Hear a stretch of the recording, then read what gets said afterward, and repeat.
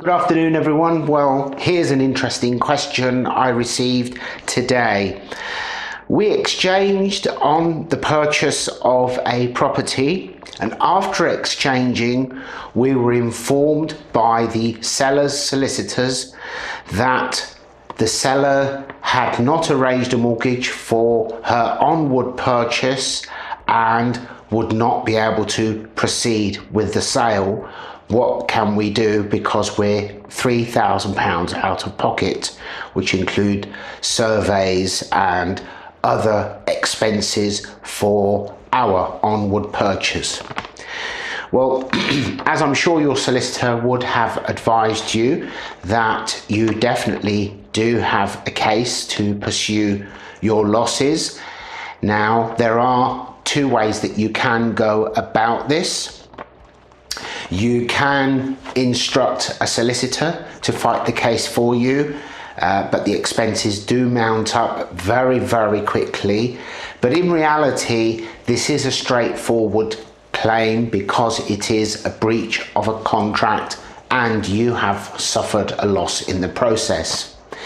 There is an additional claim that could be made. It's something called the loss of a bargain, which is basically the losses or expenses that you incur because you lost that property after exchange and you have to buy a different property. However, the properties must be comparable and you need to prove that to the court, which is very difficult. And in my experience, it would be better to avoid that. With something like this, you would be better to go direct and file a claim through Money Claim Online, which still goes through the court, but unlike standard litigation where you can then ask the court to award you costs for your legal fees through the fast track or small claims court, that is set aside. So basically the amount that you claim for is the amount that you would get. That's if you do actually win the entire amount. It's not rocket science to make an application through Money Claim, but you do need to structure your document so that it is clear. You must assume that the person at the other end is an overworked civil servant who's not going to go trawling through your document looking for evidence. They must be able to get a snapshot of the case immediately. So it should be structured somewhere along the lines of a cover, you versus them, dates, etc. The next page should be an index. The next page after that should be skeleton argument. The next page after that should be timeline of events. And if there is anything that you are referencing to, then in that timeline on this date, for example, you could put see Appendix 1, see Appendix 2.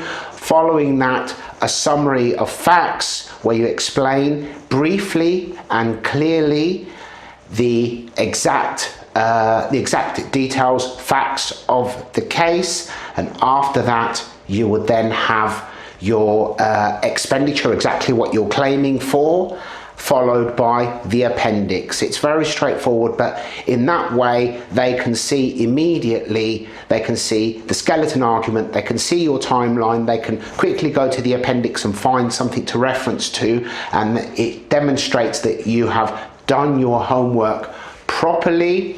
And where it is literally clear cut, something along the lines of breach of contract after exchange, then it should be a fairly straightforward matter as far as the court is concerned.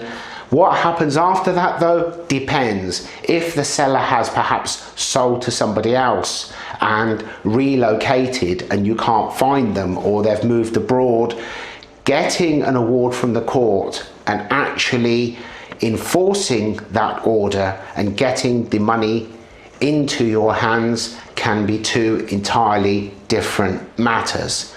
I hope that this helps. If any of you are in a similar position, if you do have any intention to file a claim through money claim and you would like a simple template to work to, by all means get in touch and I'll be happy to forward you something along those lines. As always, this is only suggestions of my opinion.